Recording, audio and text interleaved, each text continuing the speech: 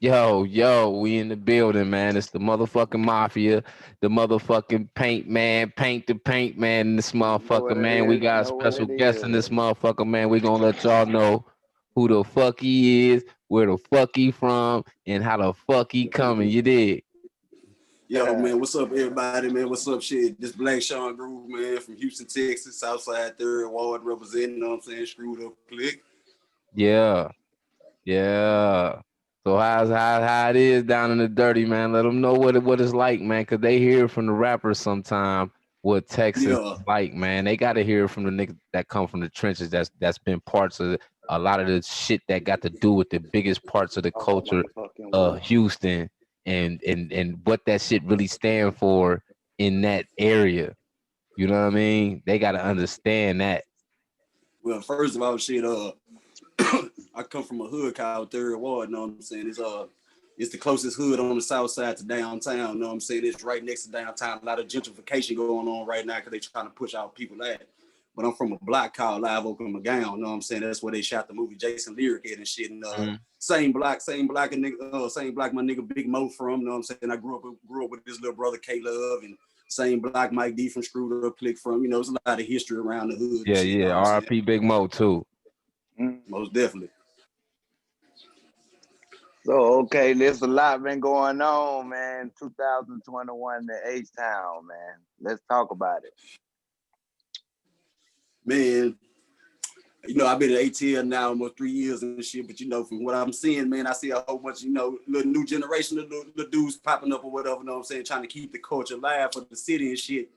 But it's like, to me, a lot of people can't stick together, man. That's the problem with Houston, as far as Houston artists go. That's why a lot of us can't get past certain lines, you know what I'm saying, because there's so much beef going on and shit, because we got over a whole bunch of beef years ago because like I said, I grew up in the 80s and 90s in the crack era and shit, you know what I'm saying? I'm one of the hardest hoods that was hit by it, you know what I'm saying? So shit, my escape in my mind, you know what I'm saying?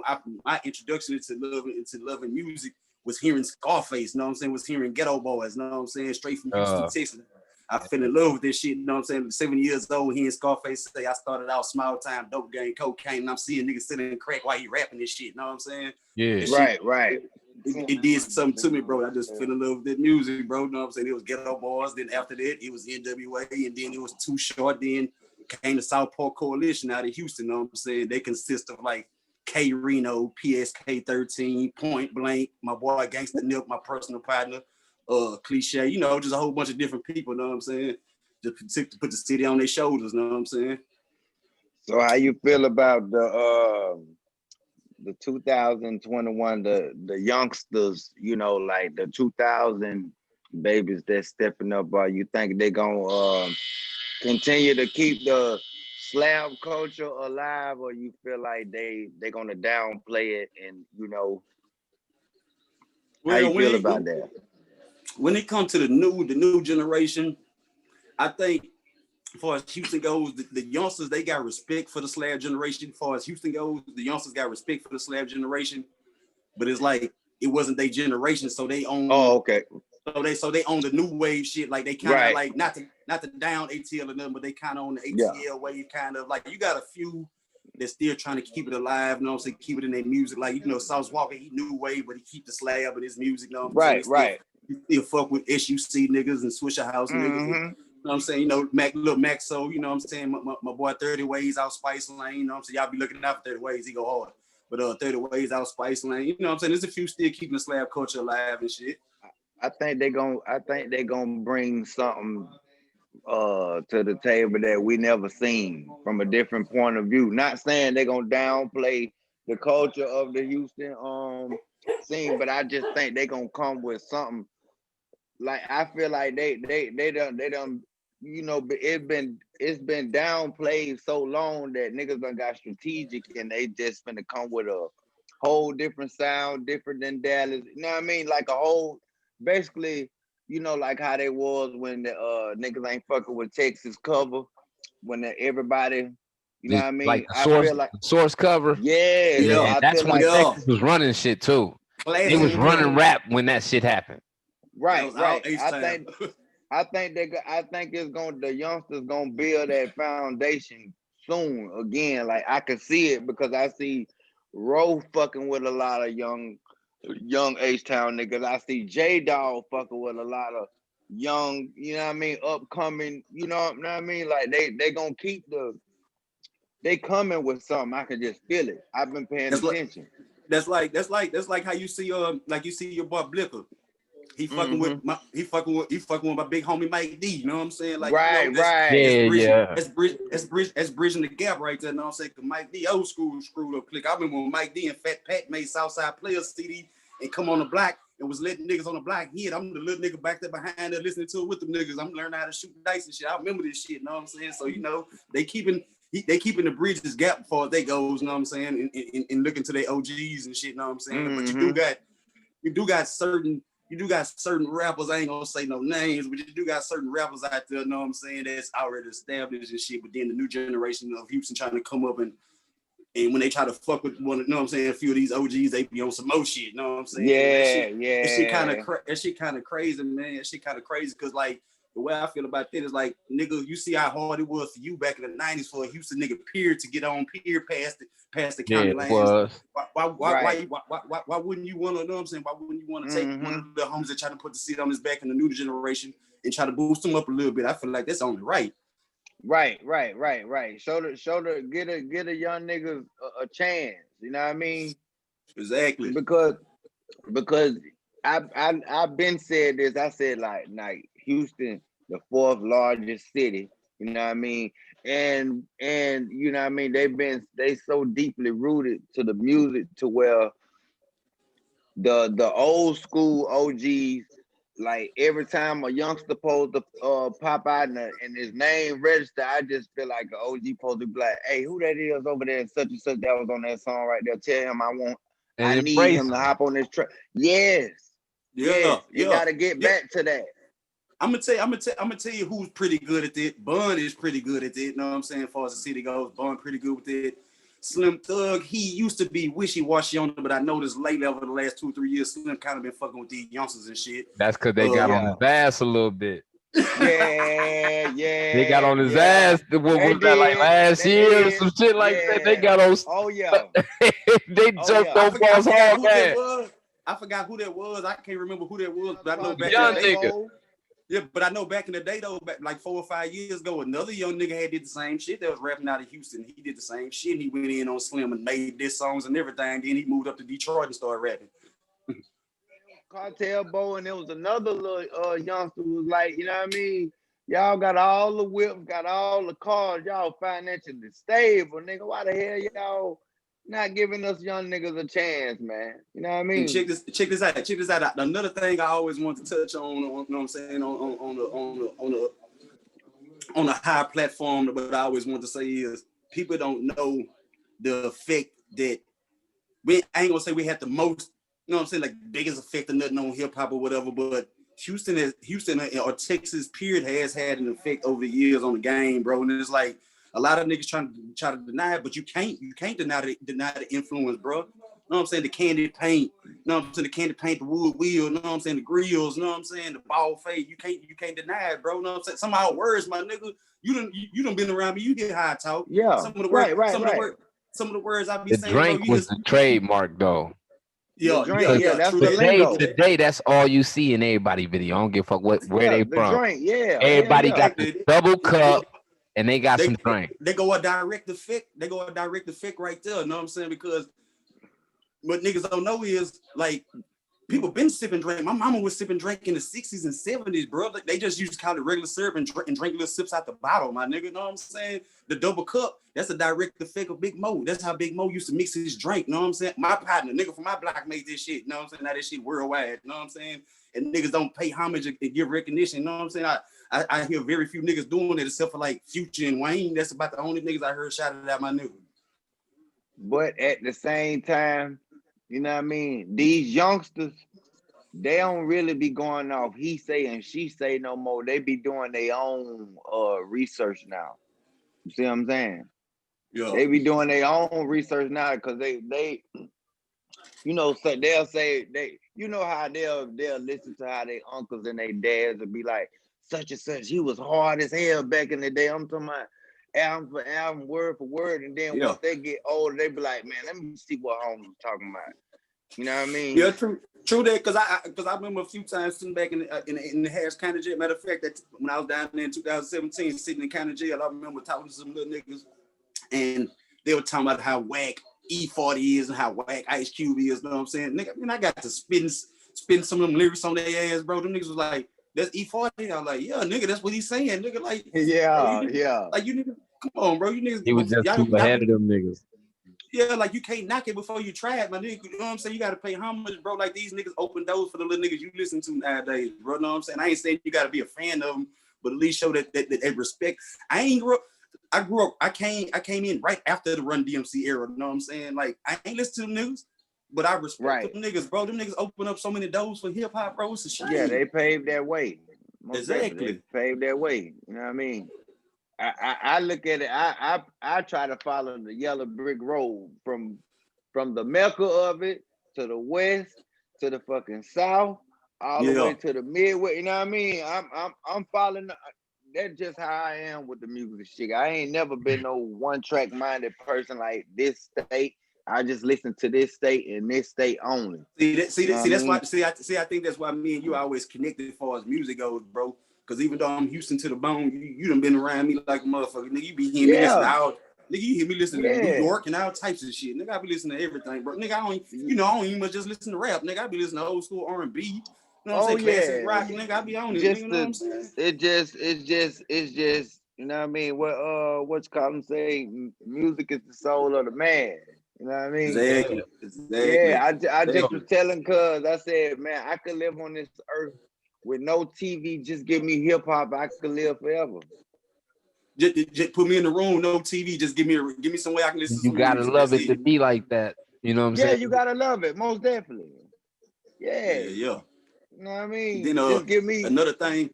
Hey, another thing people get misconstrued too. I want to say about the CD is another thing people get misconstrued is that in order to jam screw, you gotta sit lean and smoke. Man, it's square ass people that listen to screw every day, my nigga. It was just our identity. Like, put it like this here. When Ghetto Boys came out, the city was proud because they let the world know that we had motherfuckers down south in Texas that could rap. And we let motherfuckers know that it was gutter in Houston too. And we saluted them for that. But when Screwed Up Click came, when SPC and Screwed Up Click came, they let motherfuckers know how we do it every day in the streets, like what we do, how we do it. You know what I'm saying? They let them know how our lifestyle goes. You know what I'm saying? And I ain't gonna lie, I'm gonna tell you another nigga who had a direct influence on Houston culture, bro. And that's just being straight up from how we say shit to how we put calls together. Lil Kiki. Hey, look, hey. I used to listen to Lil Kiki so much, right? I forgot what the name of that CD was. It had his face on the motherfucker. Don't miss with Texas. That might be it. But the best one ever. I swear, every time I pulled that out the CD player, cuz a bitch thought that was me, nigga. I used to live off that. No. Hey, look, Kiki used to get played in the hood. I'm trying to tell you. Hey, that's the one with the niggas keep hating me and making my pressure rise. Yeah, yup. I think Southside, the remix of some shit like that might have been on there too, though. Yeah. There were some songs on there, man. Yes. I fuck with Kiki, man, heavy, man.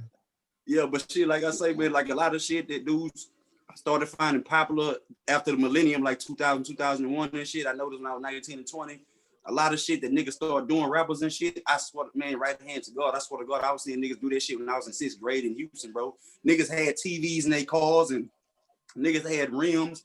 Niggas had slabs on switch. You rarely see slabs on switches because it'll break the motherfucking swanger, it'll break the spokes. Yeah. And niggas had switches on slabs and everything, bro. Like we been doing that shit. Huh? Outside of California, Texas really did have a car movement. And they car movement was different than California's because they doing low riders over there. Always. You come down to Texas, nigga, they poking out. They on poke out shit. They coming through. You got to scoot over when I come down. Like, it was a different type of trend. You know what I'm saying? So you can't even compare them. But they was the only two really show. New York wasn't showcasing cars. Them niggas was standing in front of in the motherfucking project parking lot. Shit like that. Nobody did it. They was really the only two cultures that had the car wave. Because the Texas niggas had 84s and shit going on in the 90s heavy. Florida had the dunk movement for a little bit. It lasted for a little bit.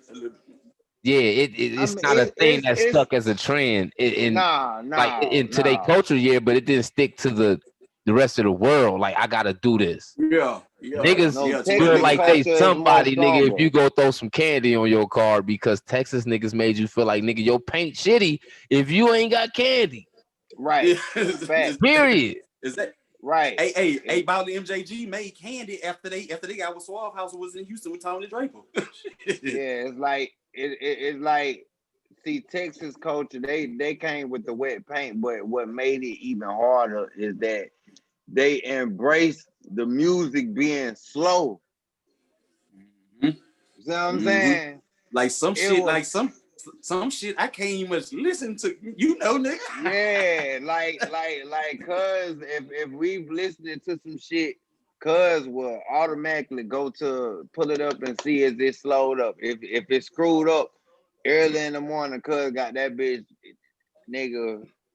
He done put me on some shit. Just know that. You know what I mean? He got some shit to where, like, if nigga wanted to get a piece of the Texas culture, if they wanted to, all they got to do is pay him to be the DJ. Yeah. And he got it. You know what I mean?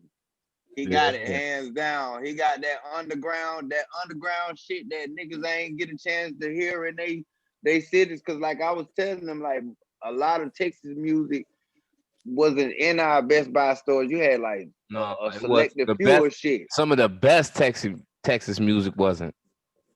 Right, that's what I'm saying. I agree with that because I met people in other states and they wanted some of our rappers' music and they say they could never find some of that shit was so hard, man. You had to go to Texas, man.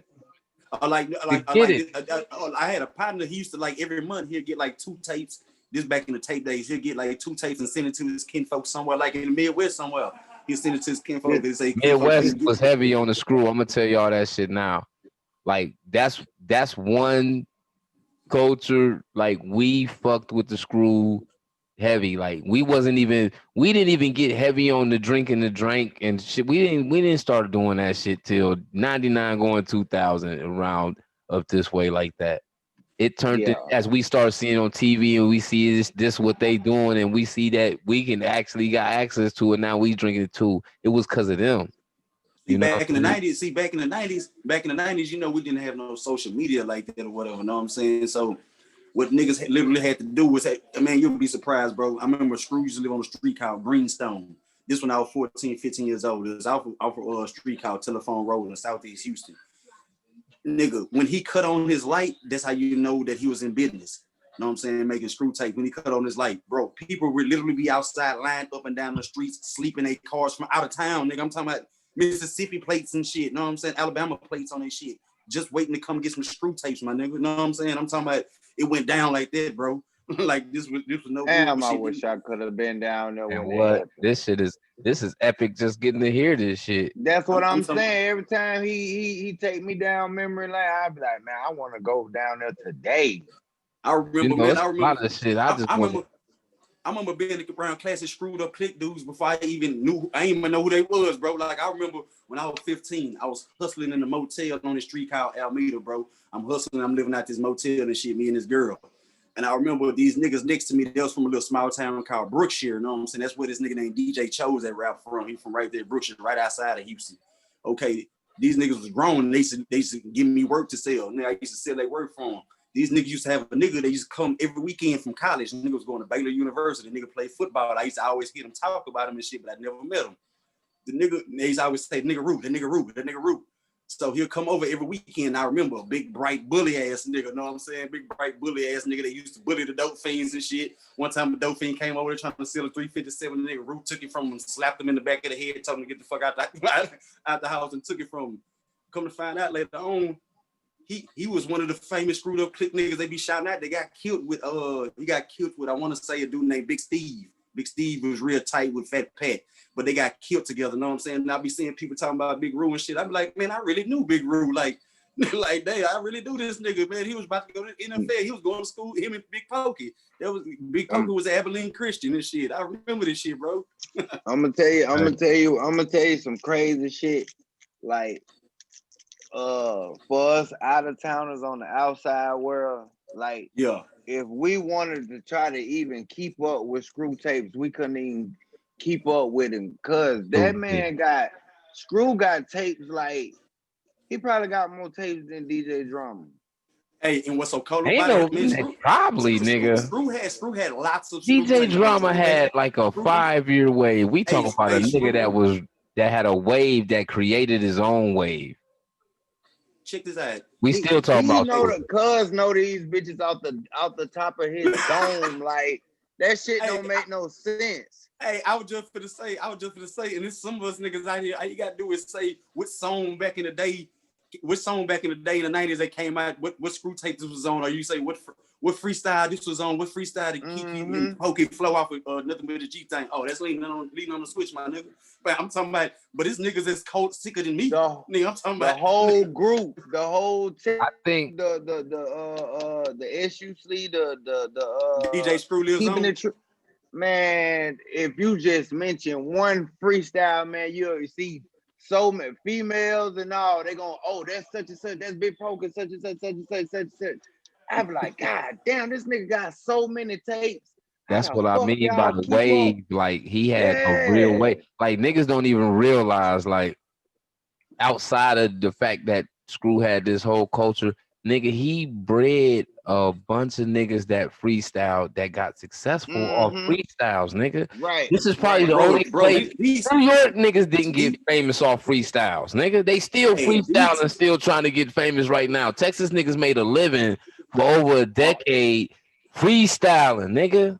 Real shit. Check this out. These was niggas that, excuse me, I'm drinking and shit. But these was niggas. There was literally street niggas in high school, little street niggas or whatever that go to that partner Screw house just to freestyle them, just getting that bitch and freestyle on this shit, bro. And these niggas that were bred from freestyling that Screw house that made careers out of this shit, bro. You had some niggas like I say, you had Lil Kiki, you had dope dealing niggas that started record companies just to sign these niggas so they can flip their dope money. You know what I'm saying? That's why we got so many independent labels in Texas. You know what I'm saying? In Houston, that's why damn near every rapper is on an independent label, my nigga, because. That's I take like Youngster. I don't know if y'all remember Youngster beating down your block, knocking pictures off the wall, nigga. Hell yeah, I know who you talking about. My cousin met him when he went to Houston. He went to the Screw shop. That nigga was there. Yeah, Jarvis. Yeah, he was there because that was the first nigga he brought up when he came back. He was like, "Cuz, remember the one nigga had to like the ball fade? Cuz they had the one. He had like the one song that was hard. He couldn't remember the nigga name." And I was like, "Cuz, you talking about the young star nigga?" Yeah, that's him. Hey, you see him riding around Houston in the Bumblebee, nigga. He got a motherfucking yellow Dodge Charger station wagon on the swingers, nigga. They call it bitch the Bumblebee. Yo, but you had niggas like Youngster, bro. He freestyled on one Screw tape, bro, called June 27th. And just off that right there, his partner then started a record label, signed him. He was so hot, Epic signed the whole label. He got him a deal out there. You know what I'm saying? That nigga was on BT, all that shit, nigga. Niggas was busting freestyles, getting famous. Like niggas didn't really realize that they was watching the music videos and shit, but they wasn't realizing these niggas just went to the studio and went off the top. And this shit, the whole world listening to these niggas. Nigga, right? That's like some shit that New York niggas dreamed of happening for them. Like bust this freestyle, everybody gonna love me. Texas, like these niggas literally making livings like Kiki said sometimes he'll be in the club and they'll get to playing one of his Screw tape freestyles. This before he blew up. He said they'll get to playing one of his freestyles off a Screw tape in the club. He said the club man just walk up to him and be like, "Hey man, I give you $100. You go up there and perform this verse right there." He like, "Damn, $100 just to go bust this verse." I got a question. Damn. So I got a question, right? You know what I mean? By you being a reputable OG third wall veteran, you know what I mean? Yeah. Since you know can speak for a lot of the veterans that's not here and the ones that you know like camera shy and shit like that. What you got to bring? What you got to bring to the game 2021 for the Houston culture? Shit, man, I just got a whole bunch of motherfucking realness, man. I just want to bring shit uncut and raw. I just want to bring shit at another angle than anybody else is bringing. You know what I'm saying? I want to, bring people information bring information. What brand you putting it out there so the people can find more let about them the know, youth man. and Stamp culture? that shit. Yeah, stamp it. Oh shit. On Facebook, I'm Black Sean Groove, or you can look me up on Hoover Blacc, BLACC. Shit. My name of my company is called Street Culture TV. So shit, you know what I'm saying? Street Culture TV. Yeah, Street Culture TV. I'm on YouTube. You can look me up on YouTube. You know what I'm saying? Yeah, you look me up on YouTube. Sean Groove on YouTube. SHAANGROOVE. Shit, and I'm on Instagram, I'm Black Sean, BLACC SHAAN. Shit, y'all tap in with me, Street Culture TV. Just getting off the ground. Y'all tap in with the homies. You ain't gotta worry about say cheese, fuck all these other motherfuckers. For that. Hear it.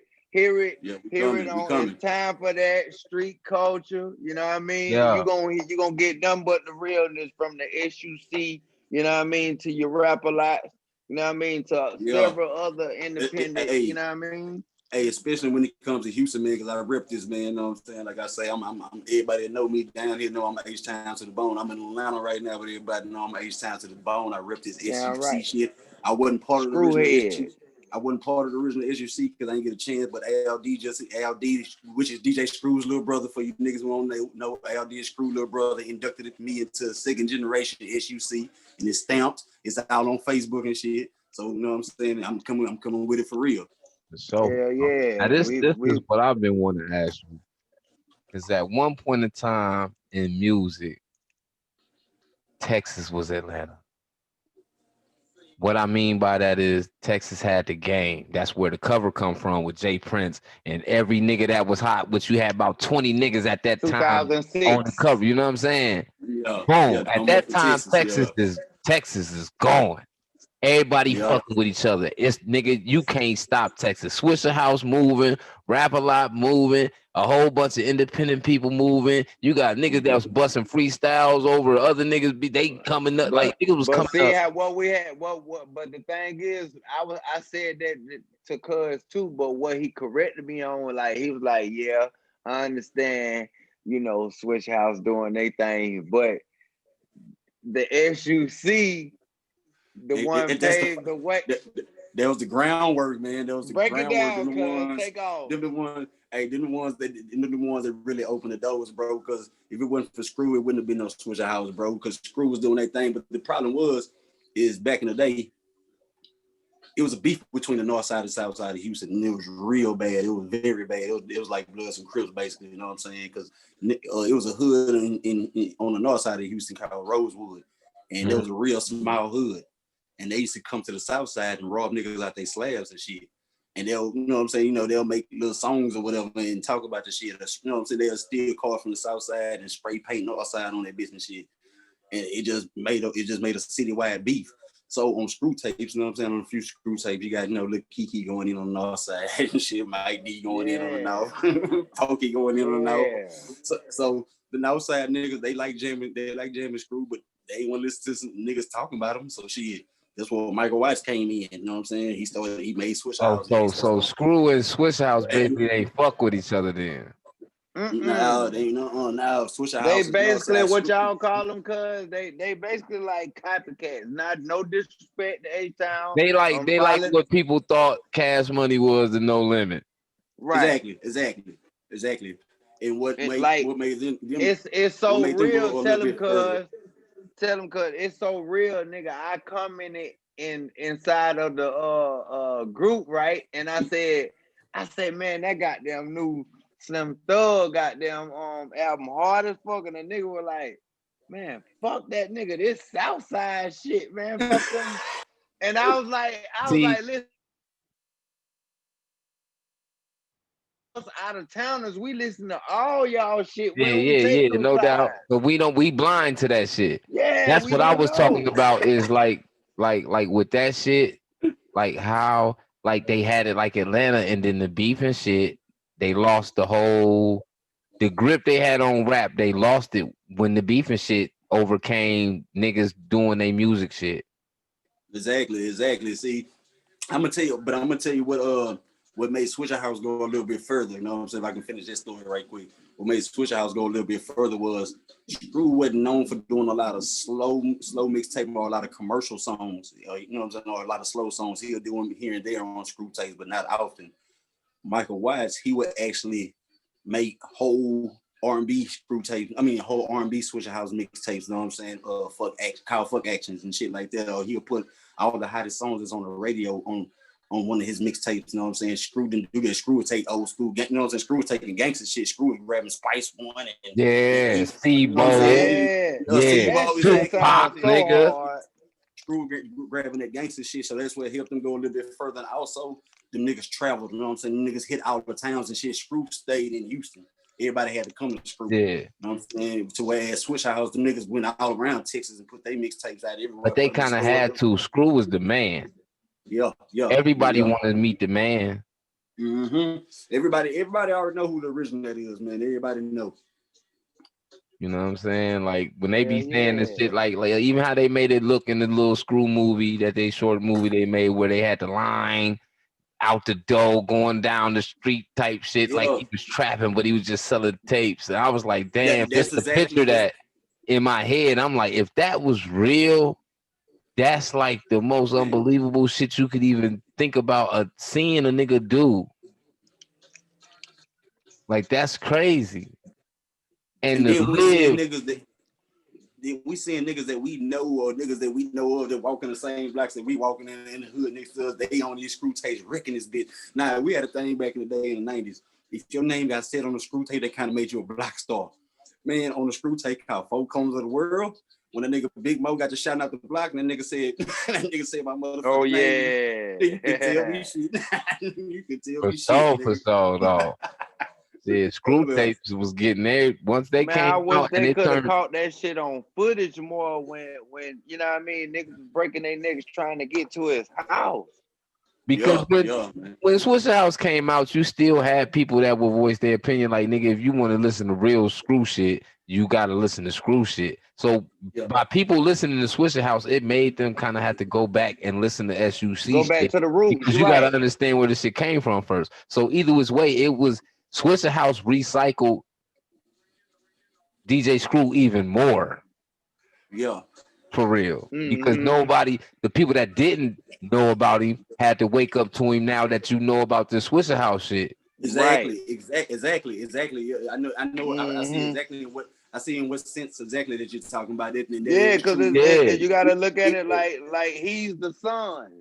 You know what I mean? And now I could tell what you're saying about like what the difference is, because you had certain DJs that was indirectly saying shit about niggas fake chopping, screwing shit. And it wasn't doing no S.U.C. channel. You'll hear niggas say, if you want your shit chopped up and not slopped up. You feel what I'm saying? You used to hear that shit on the tapes, like, nigga, oh, this nigga.